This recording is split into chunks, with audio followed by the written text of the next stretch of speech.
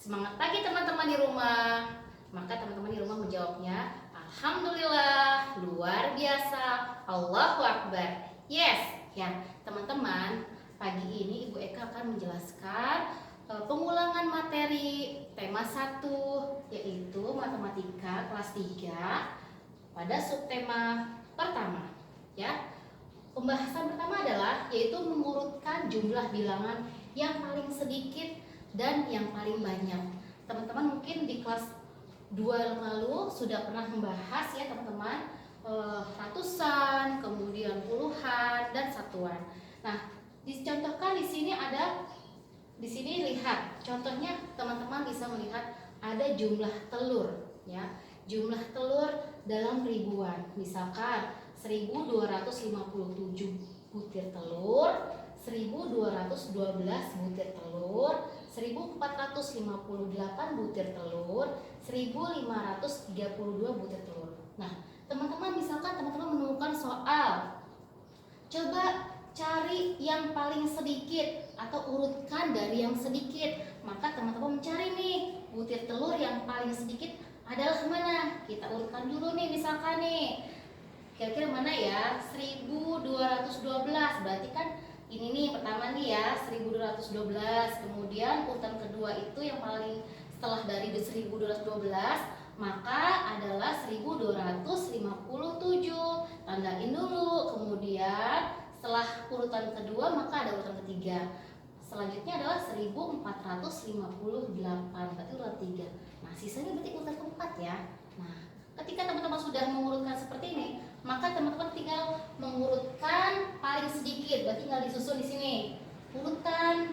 Urutan bilangan yang paling sedikit adalah sama dengan ya. Pertama adalah kita tulis 1212 ya. Kemudian koma, teman-teman urutkan lagi yang kedua, yaitu 1257 ya teman-teman ya. Kemudian urutan ketiga yaitu 1458 ya, koma, dan 1532. Nah, maka ketika sudah ditemukan seperti ini, teman-teman sudah bisa mengurutkan jumlah butir telur yang paling sedikit. Jadi ini teman-teman ya, ketika teman-teman disuruh mencari bilangan butir telur atau contoh apapun, buah ataupun makanan, mencari bilangan paling sedikit, maka teman-teman tentukan dulu nih mana jumlah yang paling sedikit ya teman-teman ya. Kebalikannya lagi, ketika teman-teman di sini ada perintahnya mencari bilangan yang paling banyak, maka teman-teman di sini membalik. Maka yang urutan keempat itu menjadi bilangan yang paling banyak. Gimana? Yaitu di contoh 1. Kemudian contoh kedua, bilangan mengurutkan bilangan yang paling banyak. Berarti dari yang 4, 3, 2, dan 1, maka yang ditulis dulu adalah apa? Ayo.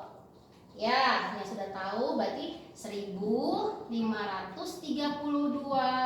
Kemudian yang urutan kedua dari paling besar adalah ya 1458.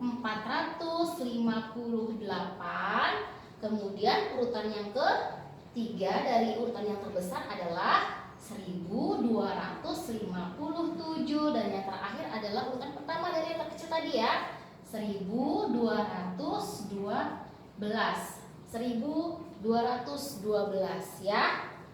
Nah, jadi ini teman-teman sudah bisa mengurutkan bilangan yang paling sedikit dan yang paling besar. Itu contoh soal pertama teman-teman di subtema 1, yaitu mengurutkan jumlah bilangan paling sedikit dan yang paling banyak. Jadi teman-teman bisa mengurutkan seperti ini dulu, kemudian baru mengurutkan secara sesuai dengan perintahnya tadi ya teman-teman ya. Kemudian nih untuk yang kedua, misalkan teman-teman sudah pernah belajar nih dari ribuan, ratusan, kemudian puluhan. Teman-teman di sini akan Bu Eka ulang kembali ya tentang menuliskan nama dan lambang bilangan. Mana sih nama dan angka, kemudian nama di sini nama bilangan. Nah, Di sini ada contoh 512 teman-teman.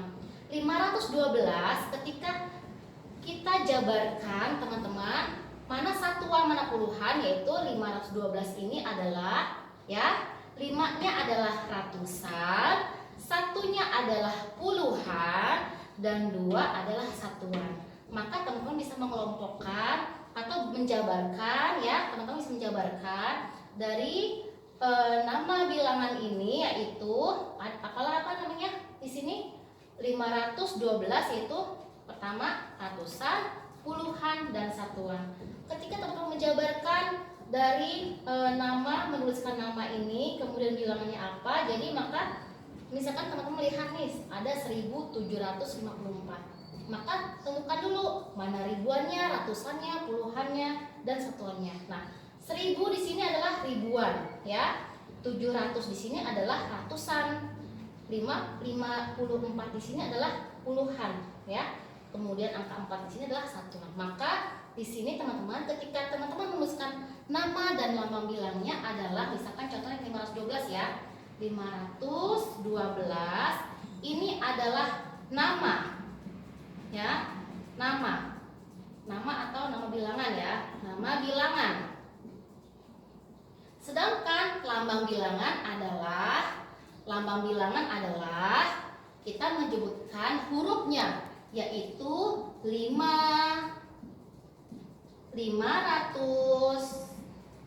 Oke, baik, Bu Eka ulangi ya. Tadi kan kita sudah menuliskan nama dan lambang bilangan. Ketika teman-teman menentukan mana nama bilangan dan mana lambang bilangan, ketika teman-teman bingung nih, berarti kan 512 ini ketika kita menentukan mana lambang bilangannya adalah, teman-teman bisa tahu kan ya, lambang bilangan itu adalah angka.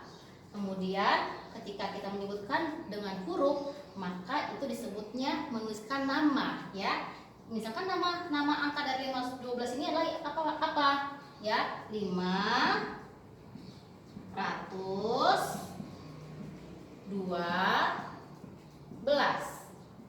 Nah, ini adalah nama dari bilangan. Sedangkan untuk lambang bilangan adalah yaitu angkanya. Kalau teman-teman ditanya, tuliskan angka atau nama bilangan, berarti teman-teman menuliskan apa? Ayo, ada yang tahu tidak? Kalau nama itu nama bilangan, berarti teman-teman menuliskan apa? Ayo, yang mana?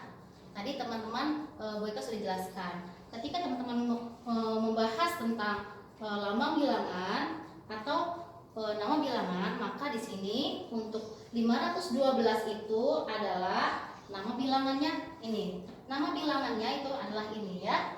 Kemudian untuk lambang bilangannya adalah angka.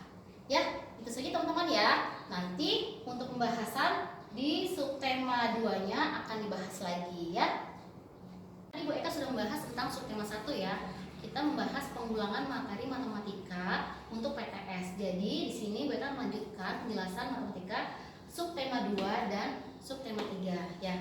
Di dalam subtema 2 ini pembahasannya adalah tentang menentukan simbol lebih besar, lebih kecil, dan sama dengan. Nah, ketika teman-teman menemukan soal atau menemukan contoh soal seperti ini, misal nomor 1 ya, 1452 titik 1435, maka teman-teman menentukan yang besarnya mana nih, mana yang lebih besar dan mana yang lebih kecil. Nah, teman-teman sudah lihat kan ya, 452 ini dengan 1432, maka besar mana? Besaran ini dilihat dari nilai puluhannya, dengan kalau untuk nilai ratusannya sama 4. Nah, kita lihat dari nilai puluhannya. Puluhannya di sini 52, di sini adalah 35. 52 dengan 35 ini besar ini kan ya. Maka teman-teman menentukan simbolnya adalah seperti ini. Ya. Kenapa simbolnya lebih besar ke arah sana, Bu? Nah, di sini teman-teman misalkan pernah kan jadi kelas 2 mendengarkan cerita ada seekor harimau mangsa kelinci besar. Nah, kata kelinci besar tersebut harimau memangsa atau memakan, maka mulut dari simbol lebih besar ini adalah ke arah angka yang lebih besar ya. Ketika teman menemukan angka yang lebih kecil, maka di sini ada sudut yang kecil nih, sudut kecil, maka ke arah angka yang kecil. Jangan salah ya teman-teman ya. Nah, nomor 2, 1652,1238. Maka teman-teman menentukan mana nih simbolnya. Nah, tentukan dulu nih. Dari 1000 sama. Ratusannya besar mana? 600 dengan 200 besar mana? 600 kan ya. Nah, kalau sudah dari angka ratusannya saja sudah paling besar, maka sudah terlihat jelas. Maka jumlah yang paling besar adalah simbolnya, angkanya arahnya ke sana. Nah, paham ya teman-teman?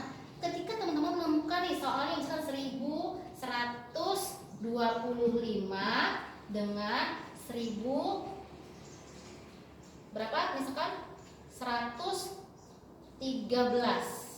Nah, teman-teman, di sini sama kan ya? Di sini sama begini. Ketika dibalik misalkan ada soalnya 1113, di sini titik-titik 1125. Maka yang paling besar adalah sebelah sini. Ya kan? Angkanya, maka arah simbolnya adalah berbalik seperti ini. Angka 113. Nah, teman-teman, di sini sama kan ya? Di sini sama begini. Ketika dibalik misalkan ada soalnya 1113, di sini titik-titik 1125. Maka yang paling besar adalah sebelah sini. Ya kan? Angkanya, maka arah simbolnya adalah berbalik seperti ini. Angka yang lebih kecil maka itu adalah sudut yang paling kecil. Ingat-ingat, angka yang paling kecil maka sudutnya yang paling kecil arahnya. Ketika angka yang paling besar maka ini akan lebar ya. Simbolnya seperti teman-teman ya. Teman-teman sudah paham ya untuk simbol lebih besar, lebih kecil dan sama dengan. Ketika teman-teman sama dengan gimana nih? Misal angkanya sama nih, 1435 dengan 1435 sama kan ya angkanya, maka sama dengan. Ini soal yang mudah nih seperti ini teman-teman. Kemudian untuk poin keempat adalah operasi hitung penjumlahan.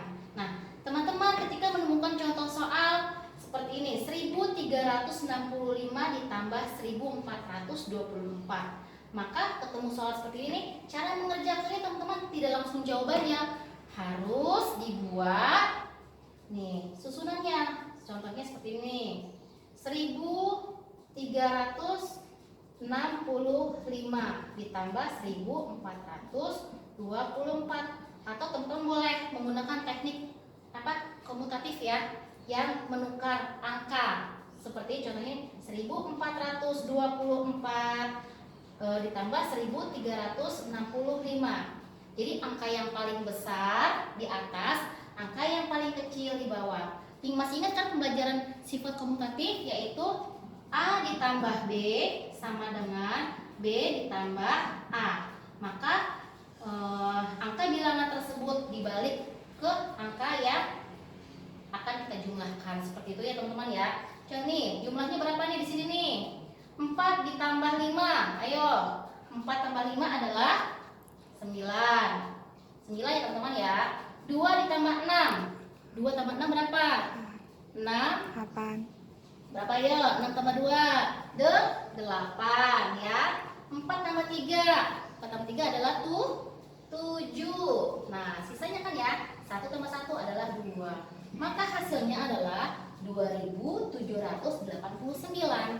Ya, seperti ini teman-teman ya. Ketika 2789. Ya, seperti ini teman-teman ya. Ketika teman-teman menemukan soal hitung penjumlahan, operasi hitung penjumlahan, maka teman-teman tentukan dulu nih angka tersebut apakah angka yang paling besar di belakang, maka teman-teman bisa balik seperti itu. Kemudian yang keenam, contoh soal teknik meminjam pengurangan. Misalkan teman-teman kita di sini meminjam teman ya. Contoh soalnya adalah 1435 dikurangi 216. Maka seperti apa penjabarannya, yaitu 5 dikurang 6 bisa tidak? Maka kalau emang angka yang di atas tidak lebih kecil, maka dia tidak bisa. Sedangkan angka yang di bawah itu lebih besar, maka dia minjam ke temannya sebelah sini. Jadi, hai teman, hai angka 3, saya pinjam angka 1 ya. Nah, berarti 5 ditambah 1 tadi kan seharusnya berapa? 6 kan, tapi dalam pengurangan di sini, dalam penjumlahan di sini kita menghitungnya menambah menjadi belasan. Jadi 5 tambah 1 adalah 15. Nah, taruh sini dulu. 15 tambah 6, 15 dikurang 6 berapa?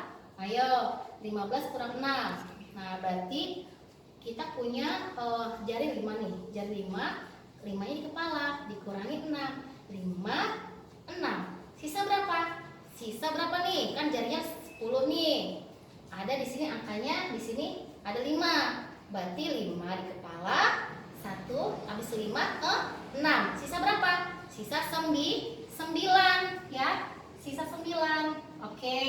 Karena di angka 3 ini sudah dipinjam dari sampingnya, sudah dipinjam, maka sisa berapa? Sisa berapa? Sisa 2.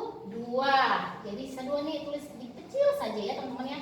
Biar tidak bingung. Angka 2 ini 2 dikurangi 1. Sisa berapa? Sisa 1. Nah, kan sudah kan ya? Di sini adalah teknik teknik meminjamnya dari teman yang sampingnya ya teman-teman ya. Nah, kemudian 4 dikurang 2 bisa tidak? Masih bisa kan ya? Berarti 4 kurang 2 di sini adalah 2.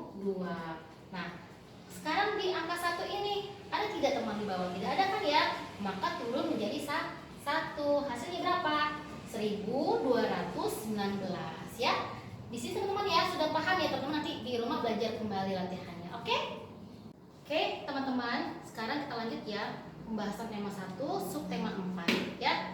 Di sini selanjutnya adalah konsep perkalian. Di sini teman-teman sudah pernah belajar kan ya perkalian sederhana dan pernah dipelajari, yaitu misalkan teman-teman mempunyai contoh 3 kali 2. Ingat ya teman-teman ya, untuk perkalian itu kita lihat dari angka yang paling belakang ya. Angka yang paling belakang maka ditulisnya di belakang dan diulang. Contohnya 3 kali 2 yaitu 2 ditambah 2 ditambah 2 sama dengan 6. Maka angka 2-nya ditulis sebanyak 3 kali ya. Ada nyanyiannya kan ya?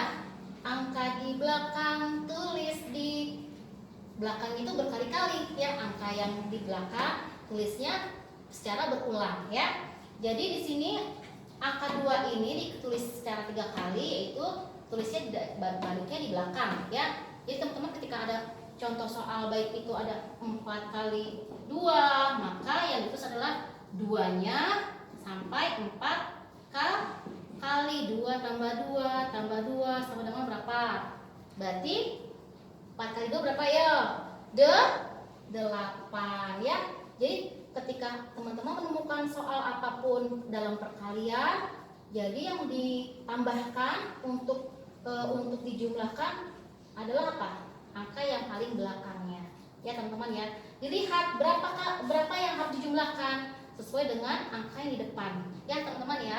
Seperti itu. Contoh konsep perkalian berulang seperti ini, memanjangkan ya. Kemudian untuk yang ke-8 yaitu perkalian sederhana. Teman-teman akan menemukan soal yang perkalian sederhana seperti ini. Contohnya 130 dikali 2. Maka pertama kalikan 0 dengan 2. 0 dan 2, angka berapapun ketika dikali maka hasilnya akan 0. Maka di sini tulis teman-teman 0 ya. Kemudian yang kedua 3 dikali 2 yaitu 3 ya. 3 dikali 2 di sini bukan 2. 3 dikali 2. Maka 3 dan 2 ini adalah 3 dikali 2 ya. 3 dikali 2 berapa? 3 kali 2 berarti ada 6 di sini. 6 3 kali 2 ya. Kemudian ketemu lagi ketiga, bagian 3. 1 kali 2. 1 kali 2 adalah 2. Maka angka yang dikalikan angka 1 hasilnya yaitu 1 kali 2 adalah 2. Maka angka yang dikalikan angka 1 hasilnya yaitu angka 2 di sini ya. Jadi total dari perkalian 130 dikalikan 2 maka 260. Jadi perkalian sederhana seperti itu teman-teman ya. Pertama kalikan dulu yang 0 kali 2, kemudian yang langkah keduanya adalah 3 dikali 2 taruh di sini. Kemudian 1 kali 2 taruh sini. Langkahnya ada 3 kali seperti ini teman-teman. Dari rangkaian soal dan latihan dari subtema 1, subtema 2, 3, dan 4, teman-teman bisa pelajari lagi di rumah. Nanti insya Allah yang tadi Bu Eka bahas itu adalah soal kisi-kisi dari penilaian tengah semester untuk pekan depan ya. Bu Eka akhiri. Wassalamualaikum warahmatullahi wabarakatuh.